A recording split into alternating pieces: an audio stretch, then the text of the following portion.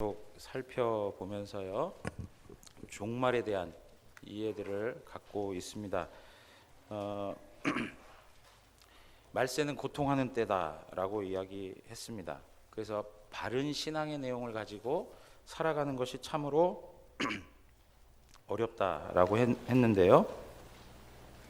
그러한 모습 가운데에서도 항상 주님께서 우리와 함께 하고 계시고 우리를 남은 자로서 하나님의 나라의 일들을 우리를 통하여 행하신다는 것을 말씀드렸습니다. 신앙생활 하다 보면 주님이 더디 오시는 것 같다, 이렇게 아직까지 안 오시는가 하고 주님 오실 날이 먼 것이 아닌가라고 생각할 수 있지만 우리는 그렇게 생각해서는 안 되고 영적 긴장감을 가지고 살아야 한다는 것입니다. 이러한 때에 하나님의 말씀, 천지는 없어질지언정 하나님의 말씀은 영원하다. 그래서 하나님의 말씀, 그 말씀을 붙들고 살아야 함을 말씀드렸습니다. 하나님의 말씀은 반드시 이루어집니다. 약속하신 바가 반드시 성취된다라고 말씀드렸던 것이죠. 그러므로 우리도 죽었다가 다시 살아난다는 것, 말씀대로 이루어질 줄 믿습니다. 그리고 주님께서 하늘로 올라가심 그대로 다시금 오실 것 또한 확실한 사건입니다. 이것을 붙들고 사셔야 된다는 거예요. 자, 그러면서 오늘 본문을 통해서 또 예수님께서는 계속적으로 이 종말의 때를 설명해 가고 있는데요. 주님의 재림의 시기가 마치 노아의 때와 같다, 이렇게 말씀하고 있습니다. 주님의 재림과 심판이 이 땅에 오게 될 때에 우리가 어떻게 대비하며 살아가야 되는지를 우리에게 알려주고 있는 것이죠. 노아의 때가 어떠한 모습이었기 때문에 우리에게 이러한 말씀을 통해서 다시금 이 말세를 살아가는 지혜를 얻으라고 하시는가라고 하는 것입니다. 첫째는 무엇이냐면 영적으로 깨어 있으라고 하는 것입니다. 영적으로 깨어 있어라. 오늘 38절 보면 홍수전에 노아가 방주에 들어가던 날까지 사람들이 먹고 마시고 장가들고 시집가고 있으면서 홍수가 나서 그들을 다 멸하기까지 깨닫지 못하였으니 인자의 임함도 이와 같으리라. 42절에 가서 보시면 뭐라고 나와 있냐면 그러므로 깨어 있으라. 어느 날에 너희 주가 임할는지 너희가 알지 못함이니라. 그렇게 얘기하고 있습니다. 여러분, 깨닫지 못한다는 거예요. 어느 때인지 분별할 수도 없다는 거예요. 깨어 있지 않으니까 지금이 어떤 시기인지도 모르고 살아간다는 거예요. 사람이 먹고 마시고 장가들고 시집가고 하는 것, 여러분, 이게 죄입니까? 오늘 우리의 일상에 흔히 볼 수 있는 우리의 삶의 모습들 아닙니까? 오늘도 예배당 나오시기 전에 먹고 마시고 하셨죠.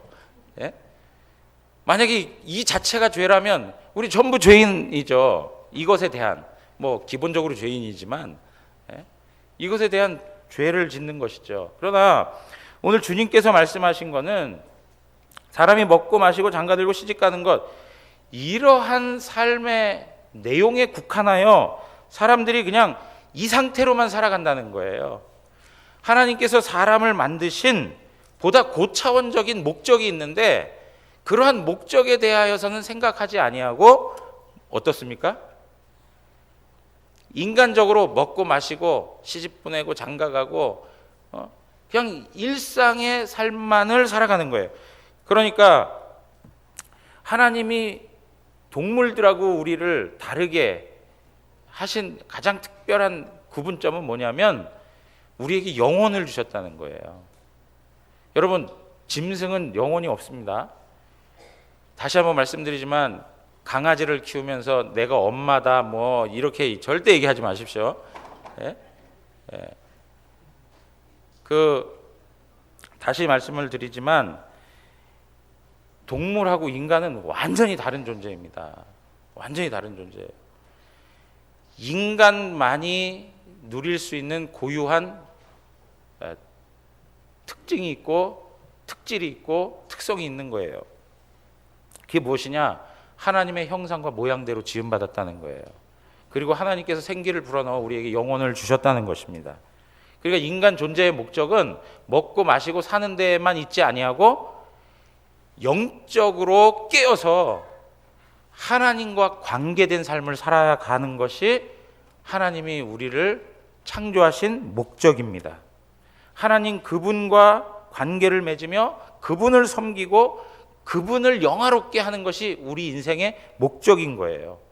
그러나 오늘날의 사람들, 우리의 삶의 형편을 보면 인간 삶의 목적이라고 하는 것이 대부분 인간의 욕구와 욕심만을 구하는 그러한 방식에 지나지 않는다는 것입니다. 철저히 현세적이고 물질주의적인 것에 치우쳐져 있다는 것을 우리는 부인할 수가 없습니다. 에베소서 4장 17절에서 19절 보면 그러므로 내가 이것을 말하며 주 안에서 증언하노니 이제부터 너희는 이방인이 그 마음에 허망한 것으로 행함같이 행하지 말라. 그들의 총명이 어두워지고 그들 가운데 있는 무지함과 그들의 마음이 굳어짐으로 말미암아 하나님의 생명에서 떠나 있도다 그랬어요. 여러분, 총명이 어두워지고 무지함이 있고 마음이 굳어져 버렸어요. 이 모든 것들은 결국에는 하나님의 생명에서 떠나 있는 증거예요. 하나님과 완전히 관계가 단절되었다는 것을 말해주고 있습니다. 19절 우리 한번 다 같이 한번 읽겠습니다. 그들이 감각 없는 자가 되어 자신을 방탕에 방임하여 모든 더러운 것을 욕심으로 행하되. 여러분, 감각 없는 자가 되어버렸다는 거예요. 여기서 감각 없는 자가 되었다라고 하는 것이 무슨 말이냐면 영적인 감각을 다 상실해버렸다는 거예요. 영적인 감각이라고 하는 것은 하나님과 나와의 관계 속에서 설명되는 거예요.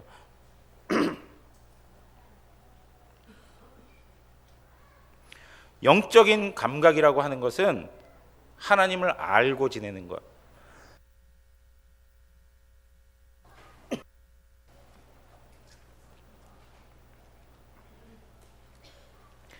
감각이 없으니까, 영적으로 죽어 있으니까 하나님을 알지 못하는 거예요. 하나님과 관계할 수가 없는 겁니다. 그리고 나서 어떻게 합니까? 그러니까 육체적으로 살아가는 거예요. 육적인 감각만을 가지고 살아가는 그러한 상태가 되어버렸다는 거예요. 자신을 방탕에 내어버리는 거예요. 그리고 방탕한 삶을 그냥 살아가는 그러한 모습들이 오늘날 우리 삶의 모습과 동일하다는 것이죠. 그러니까 지금 노아의 시대에도 바로 이러한 삶의 모습들이 있었다는 거예요. 여러분, 노아는 배를 짓는데 사람들은 거기에 대해서 관심이 없습니다. 왜요? 하나님을 모르니까. 하나님에 대한 영적인 지식이 없으니까. 하나님과 관계하지 않기 때문에 그래요. 그들의 영혼이 죽어 있기 때문에 그런 것이죠. 그러니까 세상적인 방식으로만 살아가는 거예요. 하나님께서 어느 정도로 인간 지으셨음을 한탄하셨느냐?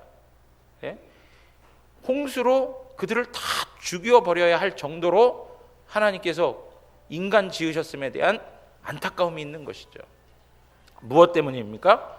영적으로 다 무너져 버렸기 때문에, 영적으로 다 감각 없어 하나님 앞에서 떠나버린 그런 존재가 되었기 때문에 그런 것입니다.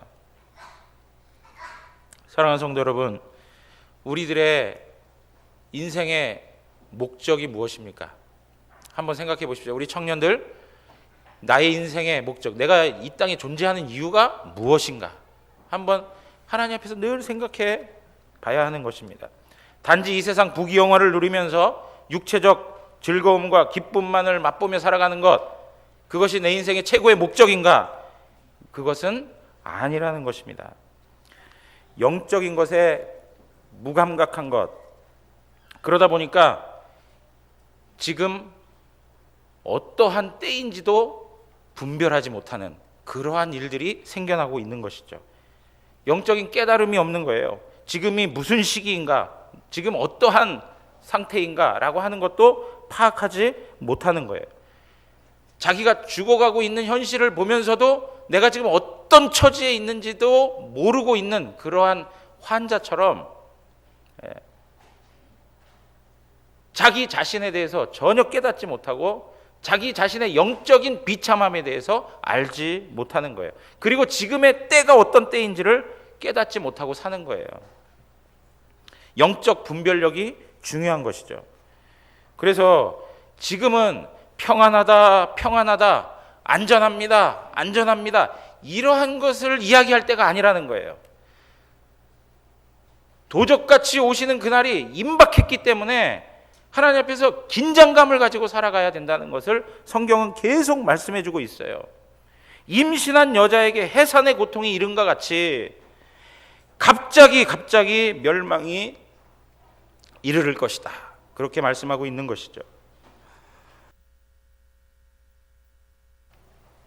그러므로 우리는 지금 밤인지 낮인지 이런 분별력이 있어야 된다는 것입니다. 로마서 13장 한번 보시겠습니다.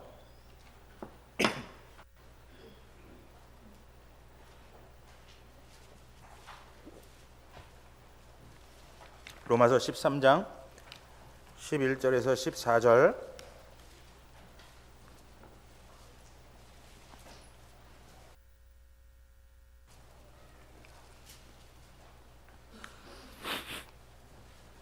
(11절에) 보면 또한 너희가 이 시기를 알거니와 자다가 깰 때가 벌써 되었으니 이는 이제 우리의 구원이 처음 믿을 때보다 가까웠음이라.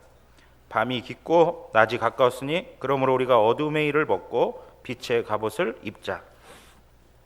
낮에와 같이 단정히 행하고 방탕하거나 술 취하지 말며 음란하거나 호색하지 말며 다투거나 시기하지 말고 오직 주 예수 그리스도로 옷 입고 정욕을 위하여 육신의 일을 도모하지 말라.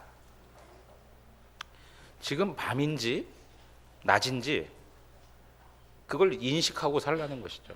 그런데 여러분, 영적으로 감각이 없으니까 이걸 어떻게 알 수 있냐 이거예요.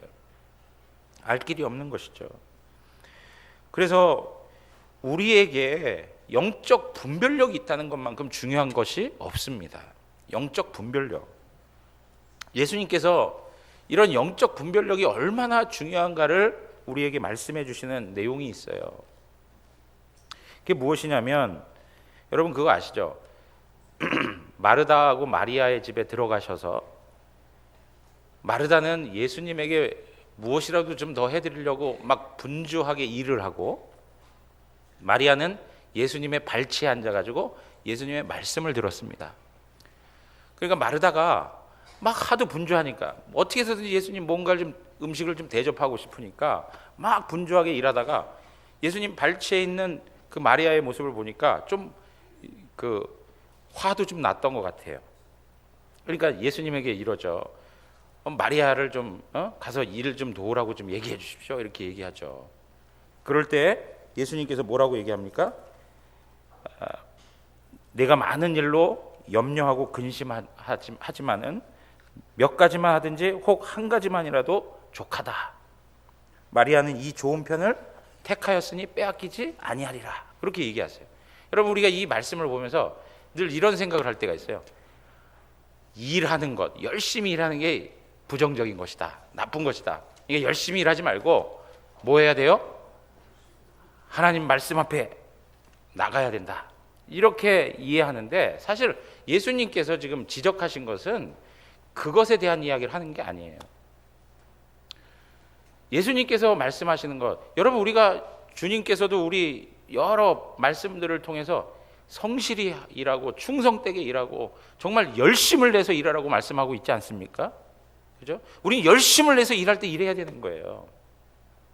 그런데 지금 예수님께서 마리아의 내용들을 더 긍정적으로 설명해 주신 이유는 마리아에게 있어서 영적 분별력이 있다는 거예요. 무슨 얘기냐? 지금은 예수님에게 뭔가 음식을 대접해가지고 드려야 될 때가 아니라 예수님과 지금 함께 있어야 될 때다라고 하는 것을 알고 있는 것이죠. 지금의 상황에서는 예수님이 곧 십자가에 못 박혀 죽으시는 그때가 가까우기 때문에 예수님에게 뭔가를 음식을 해드리고 뭘 대접을 해드리고 이런 걸 떠나서 더 중요한 거는 그 주님하고 같이 있으면서 그 주님의 말씀을 듣고 주님과 관계하는 것이 지금의 입장에서는 너무나도 중요한 거라는 거예요. 단지 그냥 일 자체에 대해서 부정적으로 얘기하신 게 아니고 지금 마리아의 영적 분별력에 대하여서 말씀하고 있는 거예요. 여러분, 예수님이 원하는 게 무엇인가를 알고 거기에 맞춰서 우리 삶을 드리는 것, 이걸 하나님께서 기뻐하시는 것이지, 그거와는 전혀 관계없이 그냥 내 마음과 내 뜻과 내 열심대로 해서는 안 된다는 것이죠. 마리아는 예수 그리스도가 곧 십자가에서 죽으실 것을 예견하고 그 구속의 날을 바라보면서 조금이라도 더 예수님하고 함께 있고 싶은 거예요. 얼마 안 있으면 예수님하고 함께 있을 시간이 없어요. 또 한 사건이 있습니다. 이 마리아가요, 비싼 향유, 순전한 나드 한 근을 갖다가 예수님의 발에다가 붓고 예수님의 발을 닦이는 장면이 나와요. 그럴 때 유다가 뭐라고 합니까? 300데나리온씩이나 되는 거를 가난한 자에게 나눠주지, 이걸 이렇게 허비하느냐, 그렇게 얘기해요. 그럴 때 예수님께서 뭐라고 얘기하십니까? 마리아의 이 사랑과 섬김과 이 헌신을 그대로 인정하고 받으세요. 그러면서 뭐라고 얘기합니까? 예수님의 장래의 날을 위해서 그것을 간직하게 내버려 두라는 거예요. 무슨 이야기입니까? 가난한 자들은 너희들과 항상 함께 있지만 나는 이제 곧 떠나게 된다는 거예요. 예수 그리스도의 십자가를 바라보고 있는 이 마리아의 신앙적 그런 수준, 영적 분별력을 지금 예수님께서는 칭찬하고 있는 거예요. 여러분, 이 이야기가 무슨 얘기냐면 마치 이런 거예요. 제가 그 예전에 신방을 한참 많이 다닐 때 느꼈던 건데, 신방 가지 않습니까? 신방 가면 우리 성도님들은 목사님 오셨다고 그냥 뭐라도 좀 더 대접해 드리려고 막 음식을 만들고 뭘 그렇게 분주하게 막 보내요. 그러다가 자, 예배합시다. 그러면 이제 예배해요. 예배 시작하면 뭐 좀 하다가 갑자기 막 저 싱크대로 주방으로 가가지고 막 뭘 또 막 만지고 막 해요. 왜냐니까 음식이 막 끓어가지고 예를 들면 막 탄다든가 이럴까봐 거기 가서 좀 막 분주하게 또 일을 해요. 그러다 보면 신방 대원끼리 앉아서 예배를 해. 예? 신방 대원끼리 앉아서요. 여러분, 이 상황 속에서 뭐가 제일 중요한 거일까요? 예? 하나님 앞에 같이 모여서 같이 말씀을 나누고 하나님 앞에 예배하는 것이 가장 중요한 거예요. 이게 분별력 있는 거잖아요. 상황 파악을 하고 있는 거잖아요. 예? 뭐가 진짜 중요한 건가? 지금 이 순간에 뭐가 진짜 중요한 건가 하는 것. 마찬가지라는 거예요. 영적 분별력이 있다는 것은 때를 안다는 거예요. 때를 안다는 거예요. 노아의 때 사람들은 이때가 지금 어느 때인지를 모르고 살았다는 것이죠. 사랑하는 성도 여러분, 우리가 다시 복음 앞에 서는 교회라고 이 한 해를 두고 하나님 앞에 기도하면서 은혜를 구하는데요. 이럴 때는 우리의 마음을 어디에 집중해야 되는 거예요? 이 표를 가지고 하나님 앞에 은혜를 구하는 데 집중해야 되는 거예요. 성령이 하나 되게 하신 것을 심써 지킵시다. 그러면 뭐에 집중해야 되는 거예요? 성령이 하나 되게 하시는 그 은혜를 위해서 하나님 앞에 마음을 다하여서 간구하고 하나님 앞에서 그 부분을 위해, 그 부분이 성장되기 위해서 우리가 훈련받고 해야 되는 거 아닙니까? 그런데 그러한 것과는 전혀 관계없이 딴 일을 하고 있는 거예요. 예? 상관없는, 지금 하지 않아도 되는 그런 것들을 막 해가고 있는 것이죠. 사랑하는 성도 여러분, 중요한 거는 때를 아는 지혜가 중요한 것입니다. 때를 알아야 돼요. 지금 어느 때인가? 예? 내가 지금 여기서 웃어야 될 때인지 아니면 울어야 될 때인지, 뭐 내가 지금 뭡니까? 줘야 될 때인지 받아야 될 때인지, 여러분 그 때를 분별하는 게 너무 중요하잖아요. 그 분별력에서 오는 거라는 거예요. 영적 분별력. 신앙적인 어리버리들이 있어요. 그죠? 지금 어떻게 해야 되지? 어디로 가야 되지? 지금 뭘 생각해야 되는지, 지금 어떤 때인지 그걸 잘 모르고 살아간단 말이에요.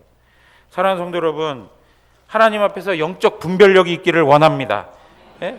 비난하고 욕해야 할 그때인지, 내가 하나님 앞에서 회개해야 할 때인지, 교만한 마음으로 마음을 닫고 있을 때인지, 아니면 말씀 앞에서 겸손한 마음을 가지고 가슴을 치며 회개해야 할 때인지, 자기의 우월성을 자랑하면서 목을 곧게 해야 할 때인지, 겸손히 하나님의 은혜를 구해야 할 때인지, 자기 고집을 주장하고 끝까지 자기만 내세워야 할 때인지, 아니면 주님의 뜻에 순종해야 할 때인지, 세상에 물들어서 살아가야 할 때인지, 아니면 결단하고 그 자리에서 떠나서 하나님 앞에서 거룩을 향하여 발걸음을 옮겨야 할 때인지, 사람을 의지하고 살아가야 할 때인지, 아니면 하나님을 의지하고 하나님 앞에 나가야 할 때인지를 알아야 된다는 거예요.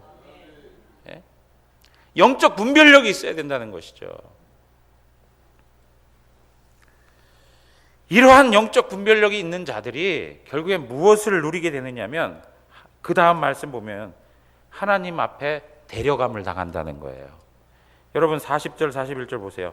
그때 두 사람이 밭에 있으며 한 사람은 데려가고 한 사람은 버려둠을 당할 것이요, 두 여자가 맷돌질을 하고 있으며 한 사람은 데려가고 한 사람은 버려둠을 당할 것이라. 하나님 앞에서 똑같은 일상의 삶을 살아가고 있는 것 같지만, 하나님과 영적 관계를 맺으며 영적으로 깨어 있는 자들은 주님이 언제 오시든지 주님께 데려감을 입게 되는 것입니다.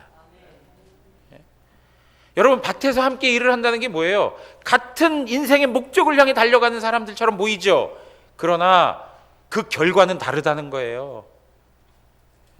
그 결과는 다른 거예요. 사랑하는 성도 여러분, 하나님께서는 알곡과 가라지를 구분할 때를 허락하십니다. 하나님께서는 염소와 양을 구분하시는 것입니다. 하나님과의 영적 관계를 맺으면서 하나님과의 깊은 교제 가운데 살아가 깨어있는 자의 삶을 살아갈 때 하나님께서는 하나님의 자녀들을 불러 들이시는 것입니다. 여러분, 어려운 시대에 우리가 살아가고 있습니다. 신앙을 하면 할수록 세상을 감당해내기가 어렵습니다. 벅찹니다. 이러한 이때에 그럼에도 불구하고 진리를 붙들고 하나님과 영적 관계를 든든히 하면서 정말 영적 긴장감을 가지고 말씀대로 살아가 보시면 하나님 자녀가 누리는 영광을 맛보게 되는 거예요. 여러분, 저는 이런 말씀에서도 하나님께서 그 일들을 교회를 통해서 행하시는 것이거든요. 그 교회가 얼마나 중요한지가 다시 한번 또 드러나는 거예요. 여러분, 제가 말씀드렸죠. 가정 정말 중요합니다. 이 땅에 하나님께서 가정을 통해서 하나님의 나라를 우리에게 알려주시는 거예요. 그러나 가장 궁극적인 하나님의 목적은 교회에 있습니다. 그런 차원에서 가정보다 교회가 더 중요하다는 거예요. 오늘날은 너무 가정 중심적이에요. 내 혈연 중심적이에요. 여러분 보세요. 같은 자리에 누웠다가 한 사람은 데려감을 당하고 한 사람은 버려둠을 당하는 거예요. 같이 맷돌을 갈다가 한 사람은 데려감을 당하고 한 사람은 버려둠을 당하는 거예요. 가족 식구들 안에서도, 내가 살아가는 인간 관계 속에서도 어떤 사람은 버려둠을 당하고 어떤 사람은 데려감을 당하는 거예요. 그것이 우리의 관계를 영원히 만들어주지 못해요. 우리의 관계를 영원히 이끌어줄 수 있는 건 교회 속에서 이루어지는 거예요. 사랑하는 성도 여러분, 이러한 내용에 있어서 교회는 진리의 싸움을 싸우면서 끝까지 하나님의 뜻대로 살아가는 공동체입니다.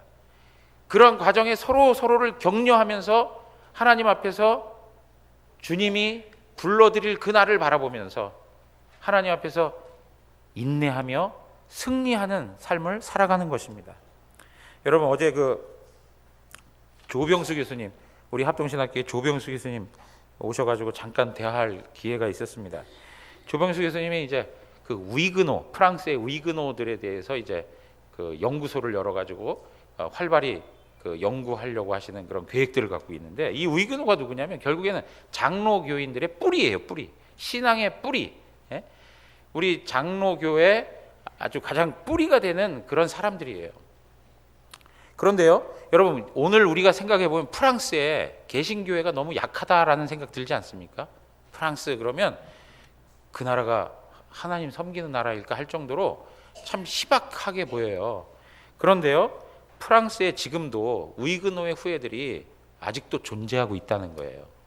그리고 국민의 0.8% 정도밖에 되지 않는데요. 그런데 그 사람들이 정말 신앙적으로는 진짜 백이라는 거예요. 예, 정말 진짜 백이라는 거예요. 그런데 이런 이야기를 하세요. 1540년대, 여러분 1540년대에 한 교회에 14명의 사람이 화형을 당했어요. 순교를 당했어요. 예? 바른 복음을 추구한다고 해가지고, 바른 신앙을 지켜낸다고 해가지고 순교를 당한 거예요. 그런데 그들 가운데 두 가정이 여전히 지금도 그 교회를 섬기고 있다는 거예요.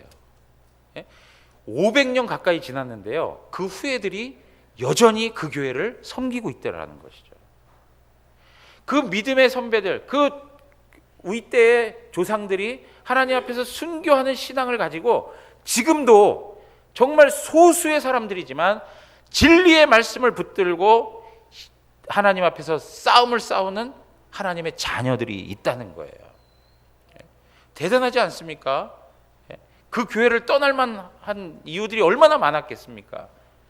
여러 가지 어려움 속에서도 신앙을 포기하고 그 세대가 단절될 수도 있지 않았겠습니까? 그런데 하나님 은혜 주셔가지고 그 가운데 신앙을 여전히 유지하고 있는 하나님의 백성들이 있다는 것이죠. 사랑하는 성도 여러분, 이들이 외로운 싸움을 싸우고 있지만, 북한 땅에서도 마찬가지입니다. 외로운 싸움을 싸우고 있지만, 하나님 앞에서 정말 자유를 누리지 못한 채 핍박 속에서 신앙을 지키고 가고 있지만, 하나님의 위로하심과 하나님께서 그들을 영광스럽게 인도하실 것을 바라보면서 지금 믿음으로 살아가고 있는 것입니다. 사랑하는 성도 여러분, 우리가 하나님 앞에서 영적인 분별력을 갖고 깨어있는 성도로 살아가기를 다시 한번 주님의 이름으로 축원합니다. 두 번째는 뭐냐면 준비하라는 것입니다. 역시 언제 어느 때에 주님께서 오실지 모르기 때문에 준비하라는 거예요. 언제 어느 때에 주님께서 오실지 모르기 때문에 깨어있으라고 하는 것이고, 언제 어느 때에 오실지 모르기 때문에 준비하라는 거예요. 여러분, 오늘 본문을 보면 예수님이 언제 오실까라고 하는 질문에 답할 수 있는 하나의 표현이 나와요. 예수님 언제 오실까요? 예?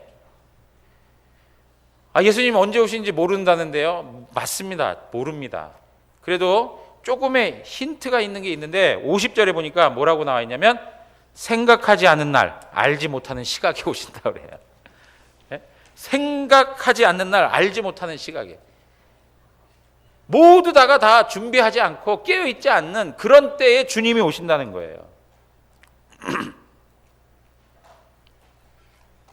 사랑하는 성도 여러분, 영적으로 관계하며 깨어있는 것은 하나님과 관계된 방식이라면, 오늘 우리가 여기서 준비하며 살아간다라고 하는 것은 세상과 관계된 삶의 내용일 것입니다. 우리가 신앙생활하면서 주님이 임박하게 올 것이다 라는 생각 때문에 삶을 다 뒤로 한 채 삶에 대한 책임을 지지 아니하고 살아가는 사람들도 있습니다. 문제가 있는 것이죠. 세상 등지고 십자가 보내, 그래가지고 세상하고 완전히 분리돼가지고 살아가는, 산속에만 들어가가지고 살아가는 그런 자연인들처럼 수도적 생활을 하는 그런 분들도 있는 것이죠. 이런 것들이 신앙적인 균형을 상실한 것입니다. 또 한편으로는 주님이 오시지 않을 것 같아가지고 어떻게 해요? 계속 느슨한 마음 가지고, 해이한 마음 가지고 영적 태만 속에서 살아가고 있는 거예요. 이러한 때에 주님이 오신다는 것이죠. 그러므로 우리에게 뭘 하라고요? 준비하며 살아라 하는 거예요. 준비하며 살아라. 준비하며 산다라고 하는 것은 우리의 일상을 하나님 앞에서 철저히 충성되게 살아내는 것입니다. 제가 지난주에도 말씀드렸지만 주부는 주부로서의 일을 살아내야 되는 것이고 직장인은 직장인으로서의 삶을 충성되게 살아가는 거예요. 학생은 학생으로서 충성되게 공부하는 거예요. 그런 것 하나하나가 하나님 앞에서 충성되게 하나님이 오시는 그날을 준비하는 과정이 된다는 것입니다. 여러분, 저는 이제 그 학교 다닐 때 굉장히 모범생이었습니다. 자꾸 이런 얘기만 하면 비웃는 분들이 자꾸 나와서 참 마음에 상함이 생겨요. 이렇게 그 긍정적으로 이해를 해주지 못할까, 그렇죠? 모범생이었습니다. 예? 그래서 야간 자율학습 하지 않습니까?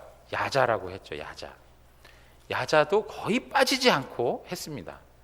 그런데 그 당시에 경비와 찬양, 그 모교 찬양이 이렇게 붐이 있어가지고 정말 거기 가서 은혜 받고 기도하고 싶은 마음이 많이 있었던 거예요.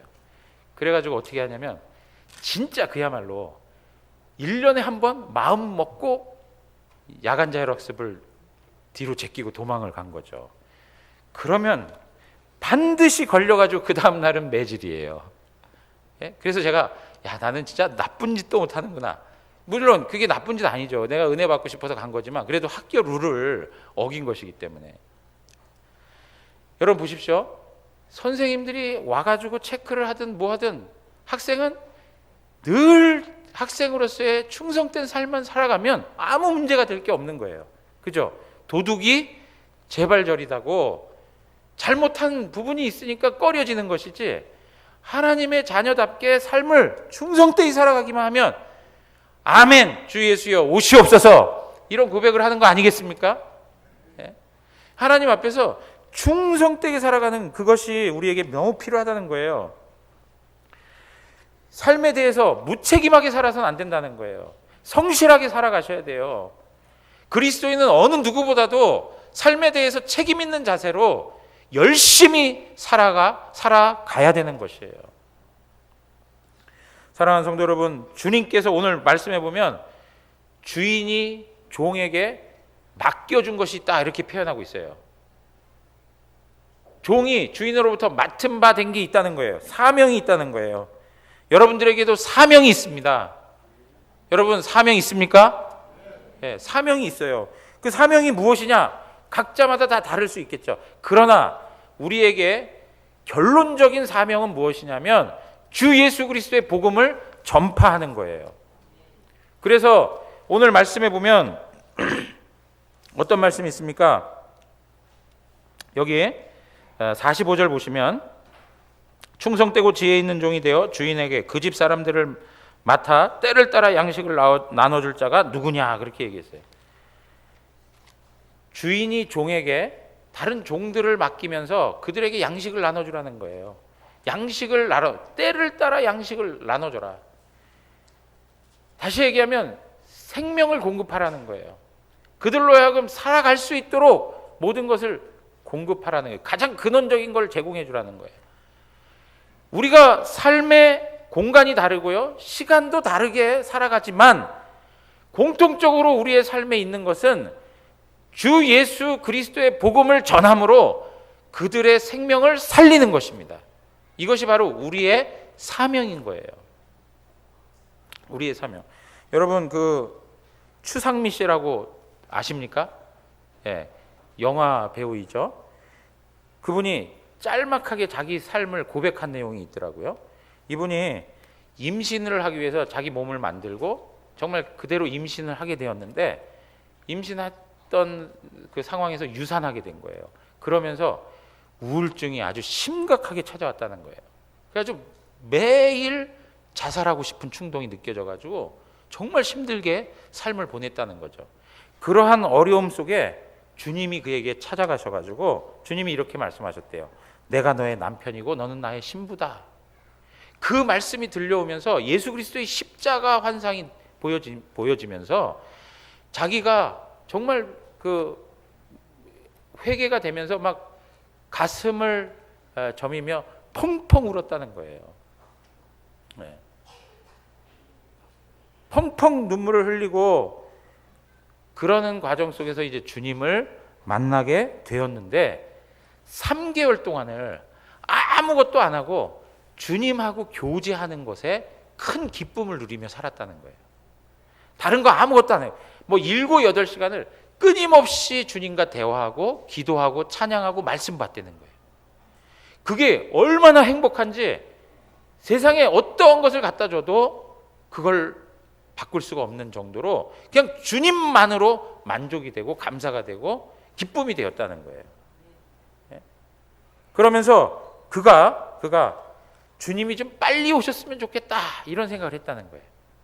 그런데 주님이 당장 오실 것 같지는 않아가지고 하나님께 질문을 했대요. 하나님, 나를 위해서 하나님이 계획하시고 하나님께서 내가 하기 원하시는 것이 무엇인지를 알려주십시오. 그리고 기도했더니 하나님께서 자기가 행했던 일들, 그리고 자기가 영화 감독으로서 배우고 준비했던 일들, 이 모든 것들을 종합적으로 생각하게 하시고 사명을 허락해 주셨는데, 예수 그리스도의 복음, 그리고 하나님의 나라, 그리고 예수의 생명 이런 것들을 담아내는 영화를 만들어야겠다.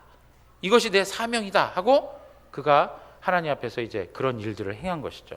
그래서 나온 그 영화가 폴란드로 간 아이들이라고 하는 영화래요. 예. 한국 전쟁의 고아들을 그들을 주제로 다룬 그런 영화인데요. 이러한 부분에서 하나님의 어떤 복음을 담아내는 그런 일들로 하나님 앞에 영광 돌리겠다는 거예요. 사랑하는 성도 여러분, 우리는 그냥 먹고 마시고 시집가고 장가가고 하는 방식으로만 하나님께서 우리를 부르신 게 아니라 하나님께서 고귀한 사명을 우리에게 주셨습니다. 인생에 있어서 가장 고귀한 삶이라는 것은 사람 살리는 거예요. 생명 살리는 것이 가장 가치 있는 거예요. 영혼만큼 가치 있는 게 어디 있겠습니까? 천하보다 더 귀한 거라고 하나님께서 말씀하지 않았습니까? 그러니까 우리가 어떠한 자리에 있든지 하나님 앞에서 복음 들고 나가서 생명 살리는 일에 우리의 삶을 드려야 하는 것입니다. 사랑하는 성도 여러분, 우리를 목사로 부르시고 장로로 부르시고 권사, 집사로 하나님이 불러주셨어요. 하나님 앞에서 맡겨주신 사명을 하나님의 뜻대로 잘 감당하고 있는가? 이러한 삶의 내용들이 종말의 때를, 주님의 재림의 때를 준비하며 살아가는 삶의 내용인 거예요. 거창한 것이 아니에요. 하나님이 나에게 맡겨주신 그 직분에 대해서 충성되고 지혜로운 종으로서 하나님 앞에서 그 사명을 감당하고 살아가는 거예요. 우리 여성분들 같은 경우에는 하나님이 나에게 주신 사명, 그러면 자식만 키우는 게 사명이라고 생각하는 경우들이 있어요. 부모들이 다 동일하게 생각해요. 우리에게 주신 사명이 자녀들만 키우는 게 사명입니까? 우리들에게 주신 사명은 우리의 혈연적 가족의 관계를 넘어서서 모든 인류 가운데 하나님이 예정하시고 택한 하나님의 백성들을 향한 복음을 전하기 위한 그런 고귀하고 그리고 엄청난 그 영광스러운 그러한 사명이라는 것을 우리가 알아야 되는 것이죠. 우리가 이러한 일들을 하나님 앞에서 잘 감당할 때 46절에, 오늘 본문 46절에 뭐라고 나옵니까? 주인이 올 때 그 종이 이렇게 하는 것을 보면 그 종이 복이 있으리라 라고 말씀하고 있습니다. 복이 있으리라. 사랑하는 성도 여러분, 하나님이 맡겨주신 사명, 개인뿐만 아니라 교회도 마찬가지입니다. 하나님의 교회에도 생명 살리는 그 사명을 맡겨주셨습니다. 우리 대구 영안교회가 이 대구 지역에 존재하는 이유는 복음을 이 땅 가운데 증거하라고 하나님께서 세우셨습니다.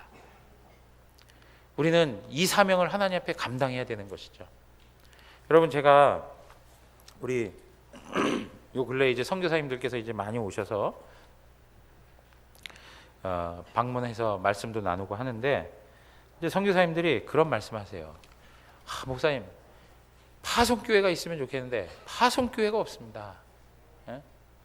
정말 한 가족으로서 하나님 나라를 세워갈 수 있는 그러한 교회가 함께 있었으면 좋겠는데, 그런 교회들이 없이 그냥 혼자 그 사역을 감당하려니까 영적으로 또 어떤 물질적인 필요에 있어서도 그렇고 너무나도 힘들다는 거예요. 그래서 파송교회가 되어주시면 참 감사하겠습니다.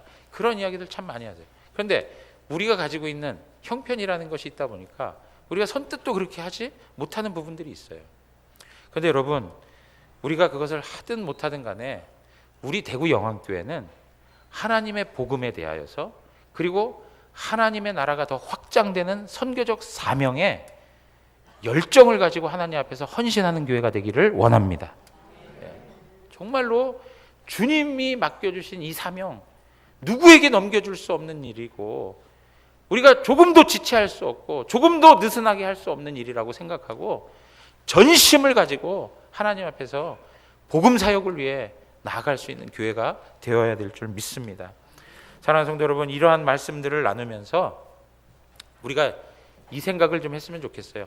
주님의 임재와 주님의 심판의 때가 먼 훗날 있을 것이라고만 생각하지 마십시오. 하나님의 성령을 통해서 하나님께서는 오늘날에도, 현재에도 하나님의 구원과 심판을 나타내 보이십니다. 여러분, 놓치지 마십시오. 우리의 삶에 하나님의 구원하심과 하나님의 심판하심이 분명히 나타나 있습니다. 그러므로 우리는 육체를 심어서는 안 됩니다.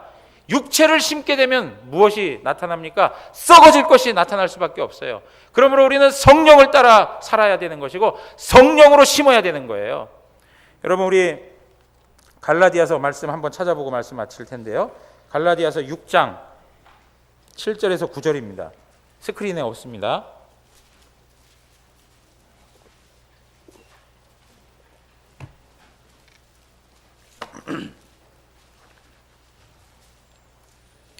갈라디아서 6장 7절에서 9절 다 같이 한 목소리로 읽겠습니다. 스스로 속이지 말라. 하나님은 업신여김을 받지 아니하시나니 사람이 무엇으로 심든지 그대로 거두리라. 자기의 육체를 위하여 심는 자는 육체로부터 썩어질 것을 거두고 성령을 위하여 심는 자는 성령으로부터 영생을 거두리라. 우리가 선을 행하되 낙심하지 말지니 포기하지 아니하면 때가 이름에 거두리라. 아멘. 사랑하는 성도 여러분, 육신을 따라 심지 마십시오. 방탕함과 술 취함과 악을 심지 마십시오. 우리의 교만과 자랑과 우리의 행위를 심지 마십시오. 그러한 모든 것들은 다 썩어질 열매로 우리 앞에 나오게 되어 있습니다. 우리가 성령을 쫓아 성령을 심으면 성령의 아름다운 열매가 맺혀질 줄 믿습니다. 그것만이 우리를 복되게 하고 우리에게 기쁨을 주는 것입니다. 사랑하는 성도 여러분, 우리 대구 영안교회 모든 성도님들은 주 예수여 오시옵소서. 우리가 하나님 앞에 깨어있고 준비하며 하나님의 사람으로 이 시대를 감당하며 살아가겠나이다. 이런 고백을 가지고 승리하는 우리 모두가 되기를 주님의 이름으로 축원합니다. 다 같이 일어나겠습니다.